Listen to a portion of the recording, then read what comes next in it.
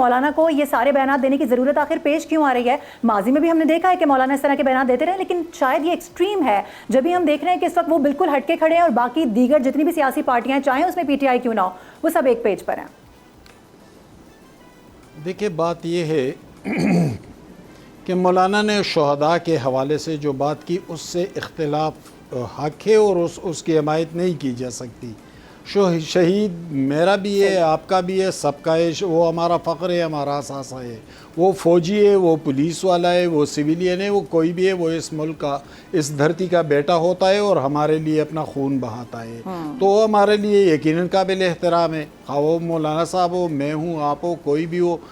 اس سے تو ہم اس بات کی تو حمایت نہیں کی جا سکتی۔ لیکن دوسری طرف آپ دیکھیں کہ اپنا اپنا کھیل کھیلنے والے ہر طرف سرگرم دکھائی دیتے ہیں۔ بھئی بس بھی کرے، ہم نے بہت سے غدار بنا لیے، ہم نے وہ منتخب وزرائے اعظم کو پھانسیوں پر بھی چڑھایا، جلا وطن بھی کیا، اٹک قلعوں میں بھی ڈالا، جیلوں میں بھی ڈالا۔ بھئی تھوڑا سا کم از کم اعتدال کے ساتھ بات کرے۔ مولانا نے جو بات کی شہداء کے حوالے سے اس سے مجھے شدید اختلاف ہے، مجھے ذاتی طور پر بہت دکھ پہنچا ہے، میرے خاندان میں بھی شہید موجود ہے، لیکن جذباتی بات الگ چیز ہوتی ہے اور پالیسی الگ چیز ہوتی ہے۔ جذباتی بات تو جب بے نظیر بھٹو مرحومہ کی شہادت ہوئی تھی تو اس وقت بھی کچھ اس طرح کے نعرے لگے تھے، لیکن کیا پیپلز پارٹی نے اس کو پالیسی بنایا؟ نہیں بنایا۔ آصف زرداری نے اسی وقت پاکستان کھپے کا نعرہ لگایا تھا۔ یہ جب حنیف عباسی کو سزا ہوئی اسی پنڈی میں تو اس وقت بھی کچھ قابل اعتراض نعرے لگائے، لیکن کیا مسلم لیگ نون نے ان نعروں کو اپنی پالیسی بنایا؟ نہیں بنایا۔ آج بھی مسلم لیگ نون حکومت میں ہے، پنجاب میں بھی ان کی حکومت ہے، وہ سٹیک ہولڈر ہے، اہم سٹیک ہولڈر ہے اس ریاست کے۔ تو ایک جذباتی بات تو الگ چیز ہے۔ البتہ مولانا کی سیاست پر بات کر سکتے ہیں، کیا وہ نظام کے خلاف بات کر رہے ہیں؟ نہیں جی، وہ میں کبھی نہیں مانوں گا بحیثیت صحافی کہ وہ نظام کے خلاف بات کر رہے ہیں۔ یہی نظام پہلے بھی تھا اور مولانا سٹیک ہولڈر تھے اس کے۔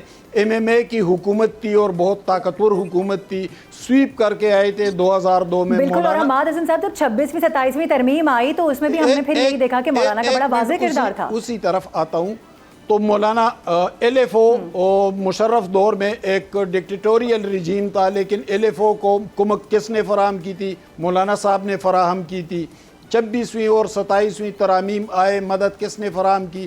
مولانا صاحب نے فراہم کی۔ تو وہ بنیادی طور پر نظام کی مخالفت نہیں ہے، البتہ مولانا کے جو اپنے ذاتی دکھ ہیں یا جو ان کے اپنے مسائل ہیں اس پہ انہوں نے ایک طرح سے احتجاجی انداز اپنایا اور پھر کنٹرول نہیں کر پائے، جہاں تک میرا تجزیہ ہے، اور وہ کچھ آگے ہی چلے گئے اور اس حد تک آگے چلے گئے کہ بہت متنازع باتیں بھی کہہ ڈالی۔ یعنی شہداء کے حوالے سے تو کم از کم ٹھیک ہے، اسٹیبلشمنٹ پر ہمیشہ تنقید ہوتی رہی ہے، ہمیشہ اس سے ٹکراؤ ہوتا رہا ہے سیاسی میدان کی طرف سے، اس میں کوئی نئی بات نہیں ہے، لیکن اس میں جو متنازع بات ہے وہ شہداء کے حوالے سے اس کی تائید نہیں کی جا سکتی۔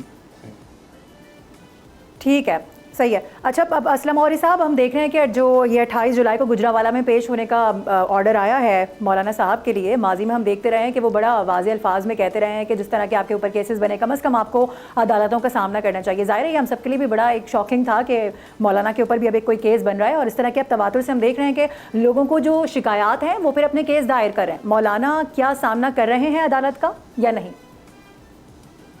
پہلی بات تو میں تھوڑی سی کلیئر کر دوں، حماد حسن صاحب نے بہت اچھی گفتگو کی ہے اور میرے دل کی باتیں کی۔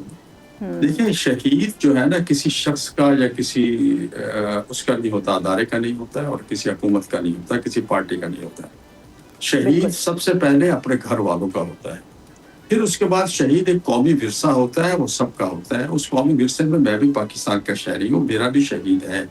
میرے یہ شہید نہیں، میرے 2000 سے زیادہ میرے ذاتی میری پارٹی کے شہید ہیں، ہم نے ہر برے حالات میں فیس کیا ہم نے، اور ہم شہید کو شہید کہتے ہیں۔ میرے پاس شہیدہ کی لمبی ورثہ کی لسٹ ہے۔ مسلم لیگ نون کے پاس ایک بندہ بتا دے جو ان کا شہید ہوا وہ ملک کے لیے، قوم کے لیے، کسی چیز کے لیے۔ یہ ہم نے تو قربانیاں دی ہیں، ہم شہداء کی قیمت ہم جانتے ہیں، ہم نے شہداء کی دل آزاری ہم کر ہی نہیں سکتے۔ لیکن جب آپ مولانا کے بیان کو سیاق و سواد سے ہٹا کے چلائیں گے, اس کو کاٹ پیٹ کے اپنی مرضی کا بیانیہ بنائیں گے, تو پھر ایسا ہی ہوتا ہے کہ آج مسلم لیگ کا کوئی منسٹر کسی بھی چینل پہ دفاع کرنے کی پوزیشن میں نہیں ہے اس کی. اور یہی ایک پرابلم اس وقت آ رہا ہے. اور میں سمجھ رہا ہوں بیانیہ بنانے والوں نے مسلم لیگ کے ساتھ پرینک کیا ہے, ان کو غلط بیانیہ بنا کے دیا ہے. اور ہم نے کبھی بھی شہیدوں کے ہم شہیدوں کے وارث ہیں, شہداء ہم سے زیادہ شہید وردی میں ہو. مولانا صاحب کا جو جذباتی بیان ہے, میں تھوڑا سا حماد صاحب آپ کو بتا دوں کہ انا عورت میں کوئٹہ میں ایک واقعہ ہوتا ہے, اور اس میں جو لوگ شہید ہوتے ہیں اس میں 50% JUI کے لوگ ہیں. ابھی تک دھرنا وہاں بیٹھا ہوا ہے اور میری ساری قیادت وہاں بیٹھی ہوئی. اسی دن زیارت میں ایک دن بعد واقعہ ہوتا ہے, اس میں 90 پولیس والے شہید ہوئے ہیں, لیکن 80% لوگ وہ بھی جبیت الروا کے لوگ ہیں. پولیس والے لوگ, وہ ورتی والے لوگ ہیں. میں یہی کہنا چاہ رہا ہوں. اور یہاں جو انا عورت میں وہ یہ بغیر ورتی والے, یہ سب کے سب جو ہے JUI کے لوگ ہیں. یہ JUI کے نہیں, قومی شہید ہے. مولانا صاحب کا دل دکھی تھا. مولانا صاحب کو یہ کہا گیا تھا کہ آپ کوئٹہ آئیں اور یہاں آ کے ان کے ساتھ بیٹھیں. سبسکرائب کریں اور بیل دبائیں تاکہ کوئی خبر رہ نہ جائے.